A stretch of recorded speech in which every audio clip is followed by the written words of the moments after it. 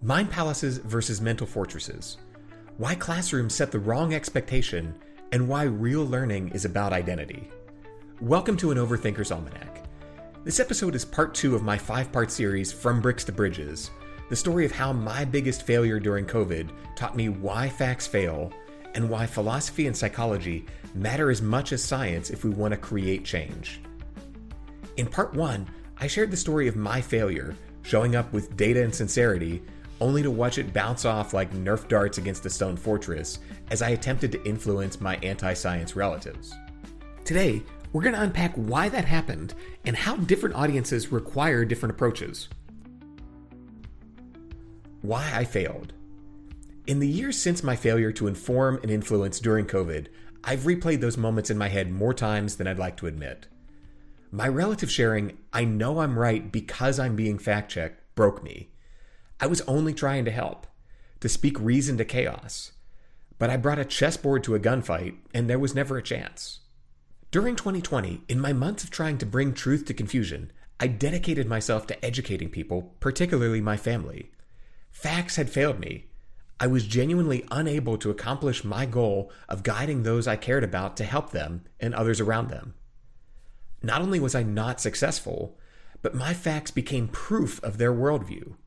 My opposition was their validation. My inability to add essential value in what felt like a must-win chapter of my life left me gutted. If science and facts failed, what else was there? My reputation as a trustworthy, morally grounded scientist was of no use, even with my own family. Part of what made it harder was that I wasn't failing everywhere. Quite the opposite. Plenty of people, including friends, colleagues, and even strangers, thanked me for helping to make sense of a chaotic world.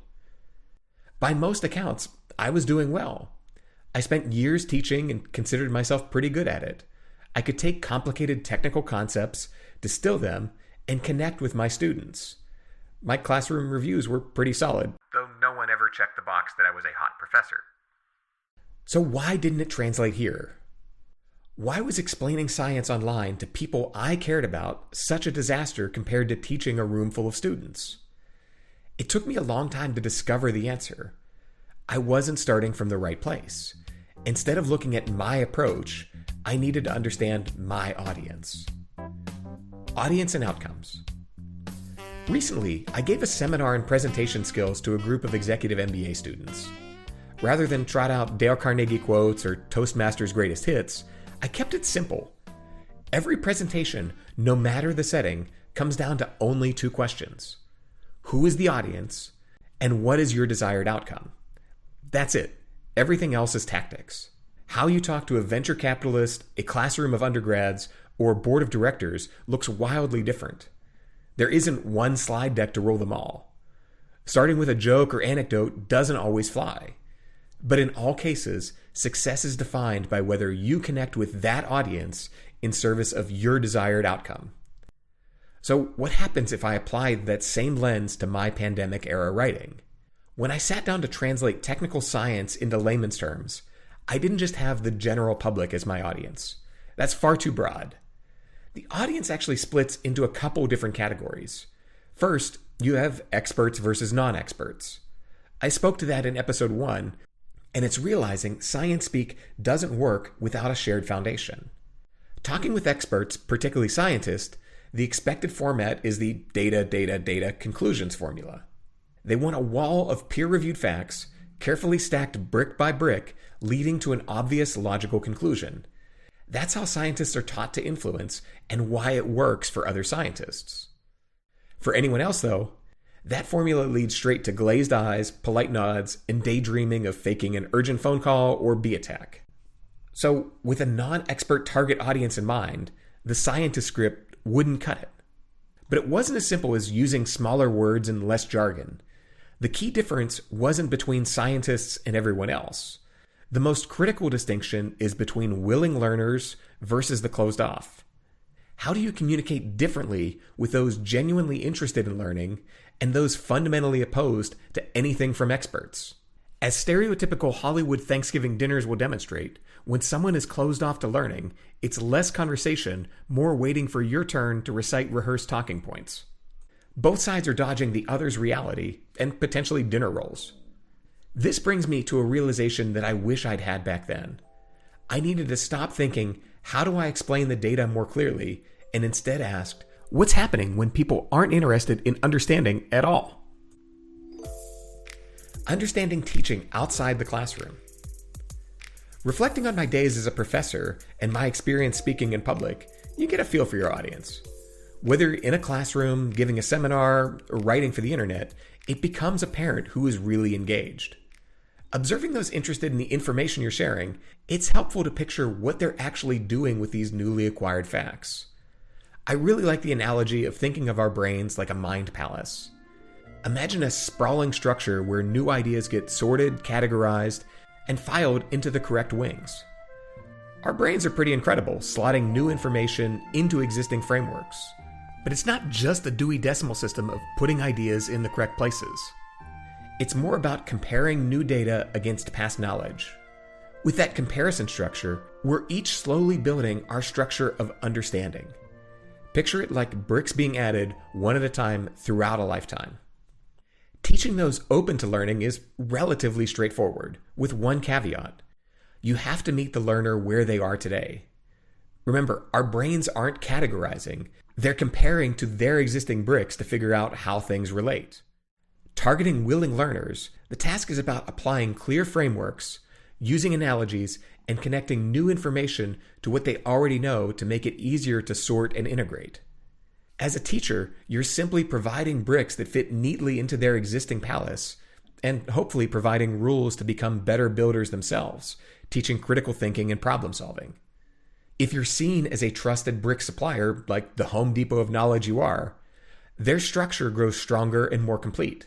Reaching this group, knowledge transfer feels natural. The goal is clear. Share what you know to help them expand. That's the dream scenario, but anyone who's ever stood in front of a classroom knows that's not always the reality. Why the classroom is a false environment. A classroom doesn't mirror the real world, especially when it comes to the difference between those who are open to learning and those who aren't. It creates a whole new type of learner. I taught enough intro chemistry to see it firsthand. Sure, there's always the few front row students eager to expand their palace. But the rest? From the prerequisite box checkers to the dreaded pre-meds convinced one bad quiz will tank their careers, they're there for one reason only, the grade. Their actual interest in the subject doesn't matter. The goal is simple. Get through the course with a passing score, or for the pre-meds it's A or bust, and move on. The professor is the gatekeeper, the exam is the toll booth, and regurgitated knowledge is merely the currency to pay the fee. Good professors recognize this and try to make the material engaging, but you can't make someone care if they don't want to care. The classroom, in that sense, is a false teaching environment. Students may learn, but their ulterior motives like grades, credit, or diplomas warp the dynamic. And that's a luxury you don't get outside the classroom. As much as I'd love social media to add a factualness grading system, real-world communication doesn't come with universal engagement incentives. Which brings me back to my pandemic writing. From mind palaces to mental fortresses. The target audience for my COVID writing wasn't a classroom of semi-engaged undergrads. It was my anti-science relatives. My desired outcome wasn't a grade. It was their safety and the well-being of others. But they weren't open to learning. We need to rethink the mind palace analogy. In reality, we're not just building our palace with knowledge. We're constructing our entire worldview, particularly our identity. All of our social groups, political leanings, and sense of belonging comprise the mortar that holds the walls together. When someone like me shows up lobbing new information bricks that don't fit their design, they don't land in a tidy discard pile. They're seen as weapons. What I thought was construction material was perceived as a wrecking ball against the very foundation of who they were. And like any fortress under siege, the instinct wasn't to open the gates and hear these brick chuckers out. It was to reinforce the walls and call in allies. That was my mistake. I thought I was offering knowledge, but what they felt was an attack, made worse by the fact it was coming from family. Every fact I threw only pushed them further into the safety of their fortresses and deeper into communities, conspiracies and all, who welcome them with open arms. Not exactly what I was going for. Looking back, my failure was thinking that everyone was open to facts, only now realizing that we don't all shop for Mind Palace construction material at the same Lowe's. Some people do. Teaching them is a joy. It's easy. It follows the golden rule approximations of how you like to learn. You meet them where they are, hand them new material, and watch their palaces grow. And if you're still listening, odds are you and I shop in the same aisle. But for others, those same bricks are battering rams aiming at the foundation of their being. Once identity is cemented into the walls, every conflicting bit of information feels like an attack. Trying a frontal factual attack triggers DEFCON level mental defense mechanisms. That was the blind spot in my pandemic writing. My chessboard was far more threatening than I realized. I missed the real challenge. How do you effectively engage with people who aren't just uninterested in your facts, but are actively threatened by them? That's the question where part 3 begins. If logic and science aren't enough, what tools are? To find them, we must return to the intellectual toolshed going in a completely different direction. Ditch the lab with its approach to overwhelming with facts, and seek wisdom to draw people outside of their fortress with questions through the long tradition of philosophy.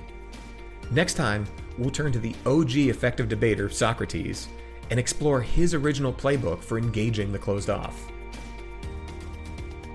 Thanks for sticking with me through this transition series. If you've listened so far, you're officially part of the Overthinker crowd, and I'm grateful to have you along.